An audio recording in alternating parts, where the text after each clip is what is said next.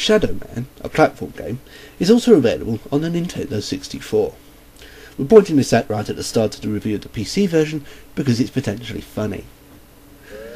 The Nintendo 64 is the spiritual home of every cutesy pie game on the market. It specialises in recreating saccharine cartoon kingdoms, peopled by goggly-eyed, girding, anthropomorphic scallywags. It is therefore very popular with young children, and especially their parents. Flustered mothers and fathers can simply dump their squawking little humanoid in front of Banjo-Kazooie or Mario in exchange for a few hours of blissful, innocuous silence. Unless they accidentally buy Shadow Man, that is. Yes, it's a platform game, and yes, it's available on the N64, but by crikey it's unpleasant, and by crikey it doesn't mess about either.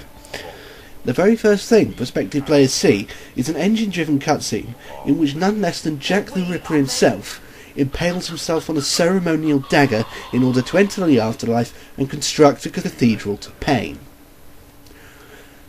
You can hear the cries now. Mum! Mum!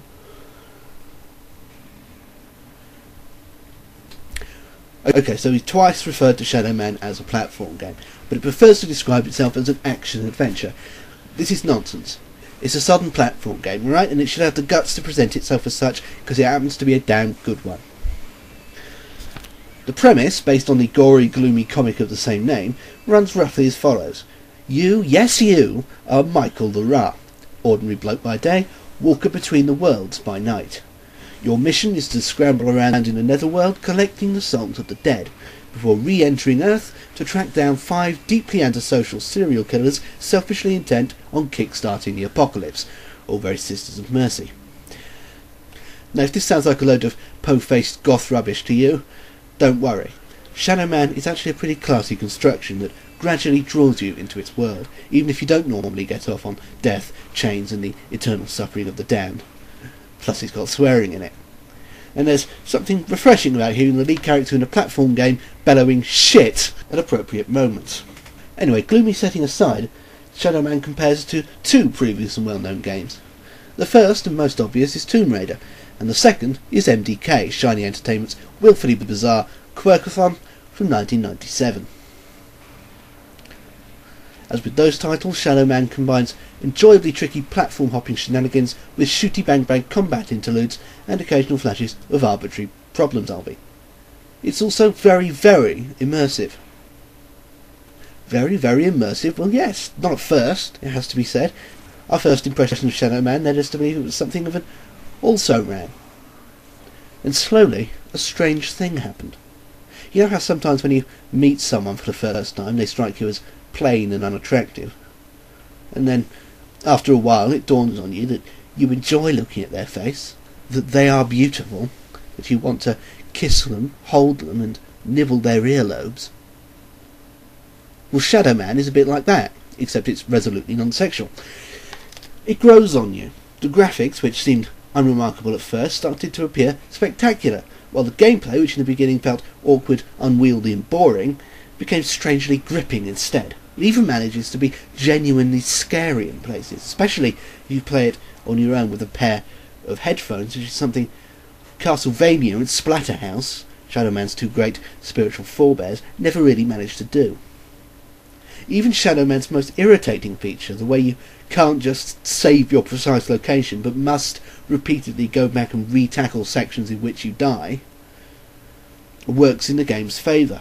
When something like Shadow Man serves up traditional helpings of hard gaming cheese, it may frustrate and annoy, but also raise the stakes, making each jump and manoeuvre all the more crucial. Cleverly, it never forces you to backtrack too far. You always come away thinking, perhaps if I just have one more crack at that last bit. The hallmark of any truly addictive game. Rather tastelessly, though, Shadow Man weaves references to real-life killers into its fictional premise. At one point, a character cracks wise about Jeffrey Dahmer, while the game actually begins with Jack the Ripper recounting how he disemboweled his victims as an act of love. He actually reads aloud their names, one by one. By my deeds am I known, and they are truly bloody. I took them all to my heart. Mary Ann Nichols, Annie Chapman, Elizabeth Stride, Catherine Eddowes, Mary Kelly, and loved them, truly loved them all. Yes, we're sure Mary Ann Nichols, Annie Chapman, Elizabeth Stride, Catherine Eddowes and Mary Kelly would have been overjoyed to discover that more than a century after their violent deaths at the hands of a deranged serial killer, their names were used to provide a tiny splash of authenticity to the introductory sequence of an otherwise unrelated arcade action computer game. Said it's nothing compared to the indignity they suffer at the Jack the Ripper exhibit at the London Dungeon. There, actual photographs of their mutilated corpses are projected on the walls for all the family to enjoy, while a grisly commentary lingers over the more horrific details of their slaughter. We've all cracked gags about Fred West or Dennis Nielsen in our time, but isn't using the names of the victims for the sake of entertainment just a little bit too sick? It wouldn't happen with someone murdered last week. Just because these poor women were killed over 100 years ago, are we supposed to think it's okay? But, other than that, yes, we enjoyed Shadow Man and shall continue to enjoy it after finding this review, hence the fact that it's earned a PC Zone Recommended award. It's a robust 3D platform game with some excellent visuals, its own unique atmosphere and peculiarly compelling action. There's even comic relief provided by a bizarre snake-in-a-hat bloke thing. Honest. Don't expect a complex adventure or an epoch-shattering, processor-bending pioneering epic. It's a platform game, plain and simple, and takes a bit of getting into. But once you're in, it's worth it. 80%.